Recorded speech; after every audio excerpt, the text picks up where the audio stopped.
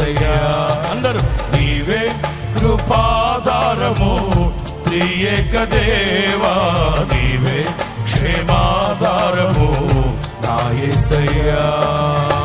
నూతన బలమును నవనూతన కృపను, నూతన బలమును నవనూతన కృపను నేటి వరకు దయచేయుచున్నావు. నిన్నే ఆరాధింతును పరిశుద్ధుడా, నీ స్తోత్ర గీతం నీకేనయ్యా. అందరూ నీవే కృపాధారము త్రియేక దేవా, నీవే క్షేమాధారము నా యేసయ్యా.